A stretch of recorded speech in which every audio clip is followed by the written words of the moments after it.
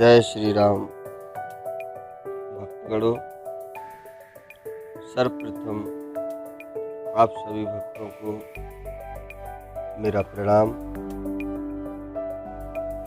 एवं मेरे प्रभु से आपके लिए प्रार्थना कि आप सभी लोग सकुशल रहें, आपको कोई परेशानी न हो और प्रभु श्री राम को दिन रात भजते रहें, जिससे आप सभी का कल्याण हो। तो जैसा कि आप सभी ने श्री रामचरितमानस कथा इससे पहले वाले वीडियो सभी सुने होंगे, अब हम इस वीडियो में भी आपको उसके आगे की कथा, श्री रामचरितमानस के आगे की कथा बताते हैं, सुनाते हैं।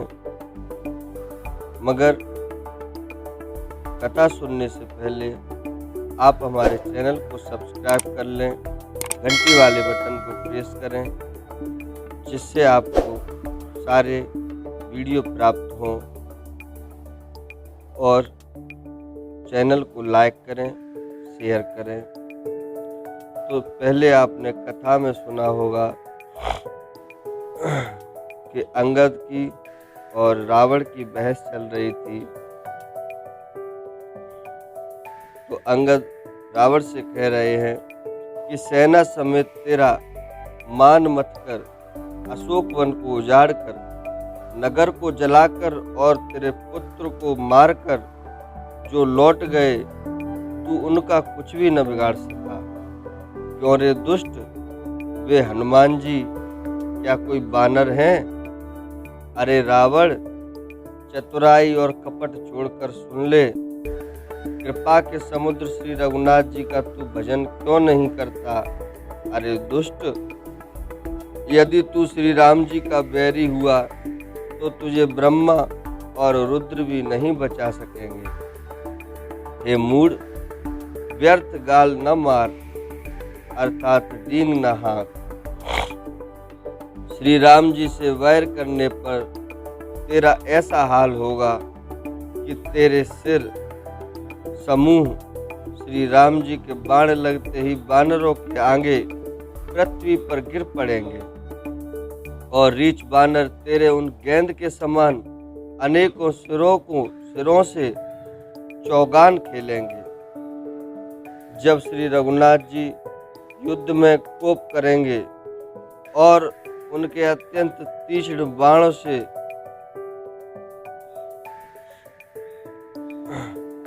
तुम्हारा क्या हाल होगा? तब क्या तेरा ऐसा गाल चलेगा? ऐसा विचार कर उदार कृपालु श्री राम जी को भज। अंगद के ये वचन सुनकर रावण बहुत अधिक जल उठा, मानो जलती हुई प्रचंड अग्नि में घी पड़ गया हो। वह बोला, अरे मूर्ख, कुंभकर्ण ऐसा मेरा भाई है? इंद्र का शत्रु सुप्रसिद्ध मेघनाथ मेरा पुत्र है, और मेरा पराक्रम तो तूने सुना ही नहीं कि मैंने संपूर्ण जड़ चेतन को जीत लिया है। रे दुष्ट, वानरों की सहायता जोड़कर राम ने समुद्र बांध लिया, बस यही उसकी प्रभुता है। समुद्र को तो अनेकों पक्षी भी लांघ जाते हैं, पर इसी से वे सभी सूरवीर नहीं हो जाते। अरे मूर्ख बंदर, सुन, मेरी एक एक भुजा रूपी समुद्र बल रूपी जल से पूर्ण है, जिसमें बहुत से सूरवीर देवता और मनुष्य डूब चुके हैं। बता, ऐसा कौन सूरवीर है जो मेरे इन अथाह और अपार 20 समुद्रों को पार पा जाएगा? अरे दुष्ट, मैंने दिक्पालों तक से जल भरवाया, और तू एक राजा का मुझे यश सुनाता है। यदि तेरा मालिक, जिसकी गुणगाथा तू बार बार कह रहा है, संग्राम में लड़ने वाला योद्धा है, तो फिर दूत किस लिए भेजता है? शत्रु से संधि करते क्या उसे लाज नहीं आती? पहले कैलाश का मंथन करने वाली मेरी भुजाओं को देख, फिर अरे मूर्ख वानर, अपने मालिक की सराहना करना। रावण के समान सूरवीर कौन है जिसने अपने ही हाथों से सिर काट काट कर अत्यंत हर्ष के साथ बहुत बार उन्हें अग्नि में होम दिया। स्वयं गौरीपति शिवजी इस बात के साक्षी हैं। मस्तक के जलते समय जब मैंने अपने ललाटों पर लिखे हुए विधाता के अक्षर देखे, तब मनुष्य के हाथ से अपनी मृत्यु होना बाँचकर विधाता की वाणी लेख को असत्य जानकर मैं हंसा। उस बात को समझकर भी मेरे मन में डर नहीं है, क्योंकि मैं समझता हूँ कि बूढ़े ब्रह्मा ने बुद्धि भ्रम से ऐसा लिख दिया है। अरे मूर्ख, तू लज्जा और मर्यादा छोड़ मेरे आगे बार बार दूसरे वीर का बल कहता है। अंगद ने कहा, अरे रावण, तेरे समान लज्जावान जगत में कोई नहीं है। लज्जाशील तो तेरा सहज स्वभाव है। तू अपने मुंह से अपने गुण कभी नहीं कहता। सिर काटने और कैलाश उठाने की कथा चित्त में चढ़ी हुई थी, इससे तूने उसे 20 बार कहा। भुजाओं के उस बल को तो तूने हृदय में ही छिपा रखा है, जिससे तूने सहस्त्र बाहु बाली और बलि को जीता था। अरे मंदबुद्धि, सुन, अब बस कर। सिर काटने से भी क्या कोई सूरवीर हो जाता है? इंद्रजाल रचने वाले को वीर नहीं कहा जाता, यद्यपि वह अपने ही हाथों अपना सारा शरीर काट डालता है। अरे मंदबुद्धि, समझ कर देख, पतंगे मोहवश आग में जल मरते हैं, गधों के झुंड बोझ लाद कर चलते हैं, पर इस कारण वे सूरवीर नहीं कहलाते। अरे दुष्ट, अब बड़ा मत कर, मेरा वचन सुन और अभिमान त्याग दे। दशमुख, मैं दूत की तरह संधि करने नहीं आया हूँ। श्री रघुवीर ने ऐसा विचार कर मुझे भेजा है। कृपालु श्री राम जी बार बार ऐसा कहते हैं कि शियार के मारने से सिंह को यश नहीं मिलता। अरे मूर्ख, प्रभु के उन वचनों को मन में समझकर याद करके ही मैंने तेरे कठोर वचन सहे हैं, नहीं तो तेरे मुंह तोड़कर मैं सीता जी को जबरदस्ती ले जाता। अरे अधम, देवताओं के शत्रु, तेरा बल तो मैंने तभी जान लिया जब तू सूने में पराई स्त्री को चुरा लाया। तू राक्षसों का राजा और बड़ा अभिमानी है, परंतु मैं तो श्री रघुनाथ जी के सेवक सुग्रीव का दूत। यदि मैं श्री राम जी के अपमान से न डरूं, तो तेरे देखते देखते ऐसा तमाशा करूं कि तुझे जमीन पर पटक कर तेरी सेना का संहार कर और तेरे गांव को चौपट करके, अरे मूर्ख, तेरी युवती स्त्रियों सहित जानकी जी को भी ले जाऊं। यदि ऐसा करूं तो भी इसमें कोई बड़ाई नहीं है। मरे हुए को मारने में कुछ भी पुरुषत्व नहीं है। वाम मार्गी, कामी, कंजूस, अत्यंत मूढ़, अति दरिद्र, बदनाम, बहुत बूढ़ा और नित्य का रोगी, निरंतर क्रोध युक्त रहने वाला, भगवान विष्णु से विमुख, वेद और संतों का विरोधी, अपना ही शरीर पोषण करने वाला, पराई निंदा करने वाला और पाप की खान महान पापी, ये 14 प्राणी जीते जी मुर्दे के समान हैं। अरे दुष्ट, ऐसा विचार कर मैं तुझे नहीं मारता। अब तू मुझ में क्रोध न पैदा कर। अंगद के वचन सुनकर राक्षस राज रावण दांतों से होठ काटकर क्रोधित होकर हाथ मलता हुआ बोला, अरे नीच बंदर, अब तू मरना ही चाहता है, इसी से छोटे मुंह बड़ी बात कहता है।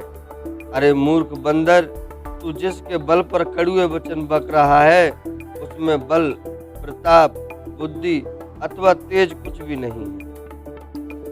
उसे गुणहीन और मानहीन समझकर ही तो पिता ने वनवास दे दिया।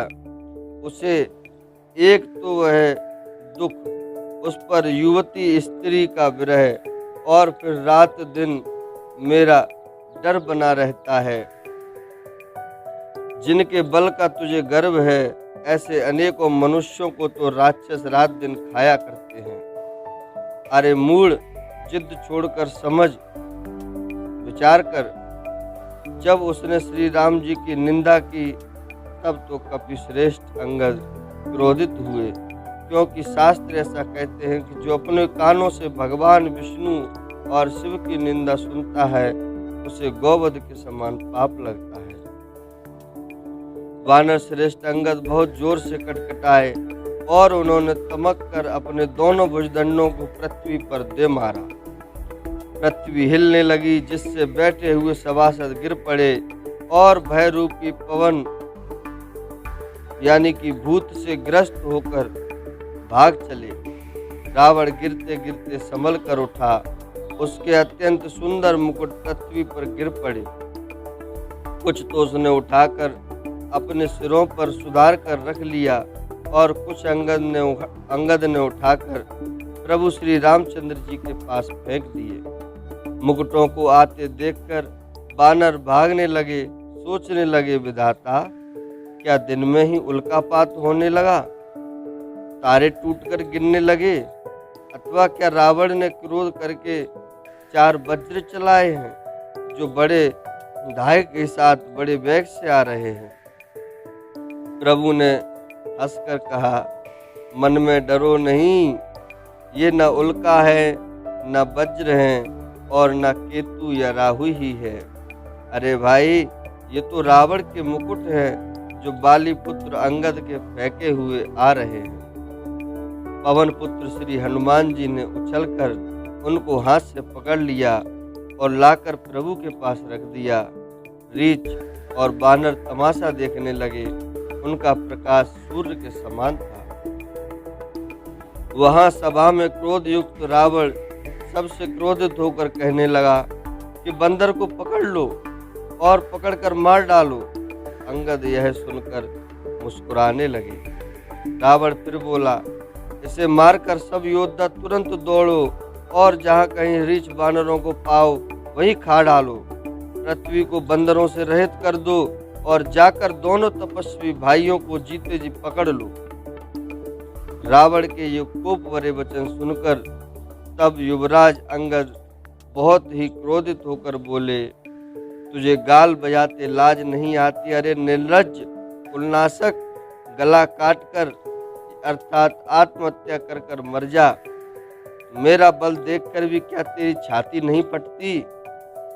अरे स्त्री के चोर, अरे कुमार्ग पर चलने वाले, अरे दुष्ट, पाप की राशि, मंद बुद्धि और कामी, तू सन्निपात में क्या दुर्वचन बक रहा है? अरे दुष्ट राक्षस, तू काल के वश हो गया है। इसका फल तू आगे बानर और भालुओं के चपेटे लगने पर पावेगा। राम मनुष्य हैं, ऐसा वचन बोलते ही अरे अभिमानी, तेरी जीभें नहीं गिर पड़ती? इसमें संदेह नहीं है कि तेरी जीभें गिरेंगी। अकेले नहीं, वरम सिरों के साथ रणभूमि में गिरेंगे। रे दशकंद, जिसने एक ही बाण से बाली को मार डाला, वह मनुष्य कैसे है? अरे कुचाली, अरे जड़, 20 आंखें होने पर भी तू अंधा है, तेरे जन्म को धिक्कार है। श्री रामचंद्र जी के बाण समूह तेरे रक्त की प्यास से प्यासे हैं, वे प्यासे ही रह जाएंगे। इस डर से अरे कड़वी बकवाद करने वाले नीच राक्षस, मैं तुझे छोड़ता हूँ। मैं तेरे दांत तोड़ने में समर्थ हूँ, पर क्या करूँ? श्री रघुनाथ जी ने मुझे आज्ञा नहीं दी। ऐसा क्रोध आता है कि तेरे 10 मुंह तोड़ डालूं और तेरी लंका को पकड़कर समुद्र में डुबा दूं। तेरी लंका गूलर के फूल के समान है, तुम सब कीड़े उसके भीतर अज्ञानवश निडर होकर बस रहे हो। मैं बंदर हूँ, मुझे इस फल को खाते क्या देर थी? पर उदार कृपालु श्री रामचंद्र जी ने मुझे वैसी आज्ञा नहीं दी। अंगद की युक्ति सुनकर रावण मुस्कुराया और बोला, अरे मूर्ख, बहुत झूठ बोलना तूने कहाँ सीखा? बाली ने तो कभी ऐसा गाल नहीं मारा। जान पड़ता है तू तपस्वियों से मिलकर लवार हो गया है। अंगद ने कहा, अरे 20 भुजाओं वाले, यदि तेरी 10 जीवें मैंने नहीं उखाड़ ली तो सचमुच मैं लवार ही हूँ। श्री रामचंद्र जी के प्रताप को समझकर अंगद क्रोधित हो उठे और उन्होंने रावण की सभा में प्रण करके दृढ़ता के साथ पैर रोक दिया और कहा, अरे मूर्ख, यदि तू मेरा चरण हटा सके तो श्री राम जी लौट जाएंगे। मैं सीता जी को हार गया। रावण ने कहा, सब वीरों सुनो, पैर पकड़कर बंदर को पृथ्वी पर पछाड़ दो। इंद्रजीत आदि अनेकों बलवान योद्धा जहां तहां से हर्षित होकर उठे। वे पूरे बल से बहुत से उपाय करके झपटते हैं, पर पैर टलता नहीं। तब सिर नीचा करके फिर अपने अपने स्थान पर जा बैठते हैं। काकभूषण जी कहते हैं, वे देवताओं के शत्रु राक्षस फिर उठकर झपटते हैं, परंतु हे सर्पों के शत्रु गरुड़ जी, अंगद का चरण उनसे वैसे ही नहीं टलता जैसे कुयोगी या विषयी पुरुष मोह रूपी वृक्ष को नहीं उखाड़ सकते। करोड़ों वीर योद्धा जो बल में मेघनाद के समान थे, हर्षित होकर उठे। वे बार बार झपटते हैं, पर बानर का चरण नहीं उठता। तब लज्जा के मारे सिर नवाकर बैठ जाते हैं। जैसे करोड़ों विघ्न आने पर भी संत का मन नीति को नहीं छोड़ता, वैसे ही बानर का चरण पृथ्वी को नहीं छोड़ता। यह देखकर शत्रु रावण का मद दूर हो गया। अंगद का बल देखकर सब के सब हृदय में हार गए। तब अंगद के ललकारने पर रावण स्वयं उठा। जब वह अंगद का चरण पकड़ने लगा, तब बाली कुमार अंगद ने कहा, मेरा चरण पकड़ने से तेरा बचाव नहीं होगा। अरे मूर्ख, तू जाकर श्री राम जी के चरण क्यों नहीं पकड़ता? यह सुनकर वह मन में बहुत ही सकुचाकर लौट गया। उसकी सारी श्री जाती रही। वह ऐसा तेजहीन हो गया जैसे मध्याह्न में चंद्रमा दिखाई देता है। वह सिर नीचा करके सिंहासन पर जा बैठा, मानो सारी संपत्ति गवाकर बैठा हो। श्री रामचंद्र जी ने जगत भर के आत्मा और प्राणों के स्वामी हैं, उनसे विमुख रहने वाला भला शांति कैसे पा सकता है? अब यहाँ पर एक गहरी बात है जो मैं आप सभी को बताना चाहता हूँ कि जो दुष्ट प्रवृत्ति के लोग होते हैं या जिनके मन में कहीं छल कपट और पाप होता है और जो भगवान से प्रेम नहीं करते हैं, वे लोग यहाँ पर ऐसा विचार करते हैं कि अंगद का पैर रावण उठा सकता था और इसी डर से अंगद ने पहले ही अपना पैर उठा लिया। लेकिन यहाँ मैं आप लोगों को बताना चाहूँगा कि ये सिर्फ ऐसा ही लोग सोच सकते हैं जिनकी सोच नीची है, और जो प्रभु से प्रेम करते हैं वो इस बात के बारे में कभी भी कुतर्क नहीं करेंगे। ऐसा प्रभु प्रेमी सब अपने मन में समझते होंगे इस बात को कि वास्तविकता क्या है। वास्तविकता तो यही है कि प्रभु के नाम में ही इतनी शक्ति है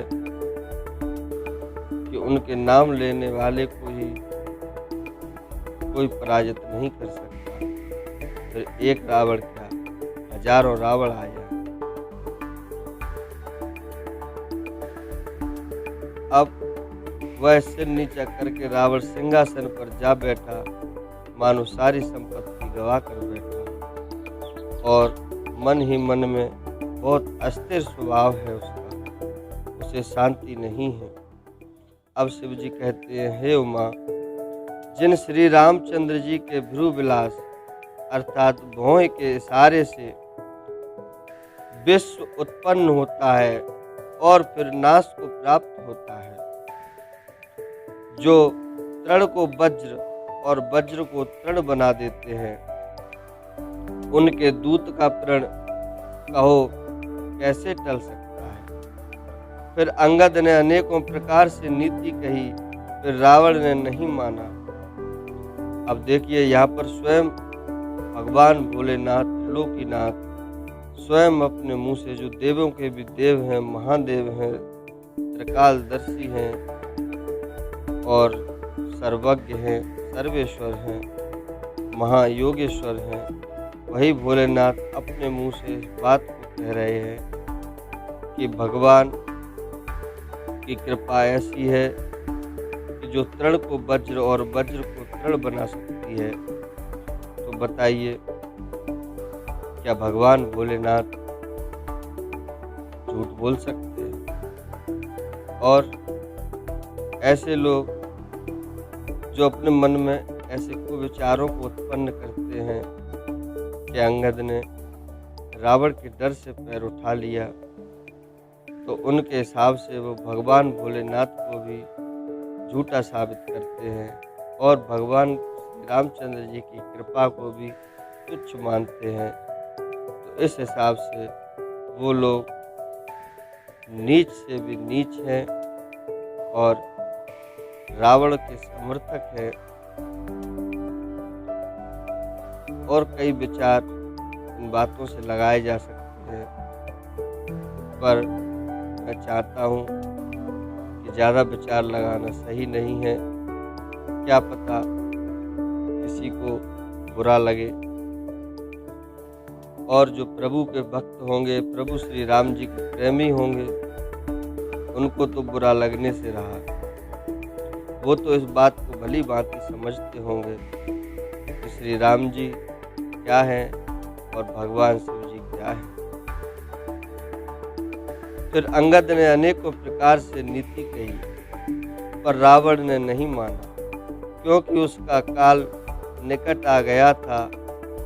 शत्रु के गर्व को चूर करके अंगद ने उसको प्रभु श्री रामचंद्र जी का सुयश सुनाया और फिर वह राजा बाली का पुत्र यह कहकर चल दिया, रणभूमि में तुझे खेला खेला कर ना मारूं, तब तक अभी पहले से क्या बड़ाई करूं।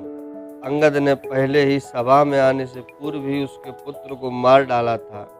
वह संवाद सुनकर रावण दुखी हो गया।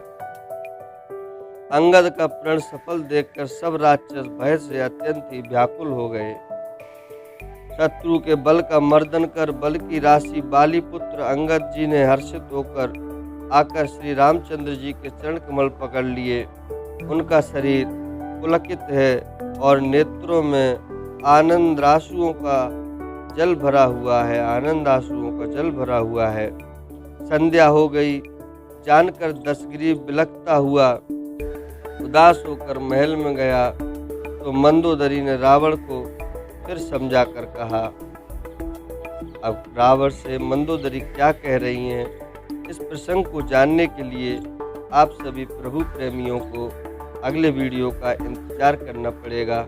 इसके लिए हम क्षमा चाहते हैं, क्योंकि वीडियो ज़्यादा लंबा होने से आप भी लोग इसको शायद ना सुने, ना पसंद करें। इसलिए हम आपसे अब अगले वीडियो में मिलेंगे।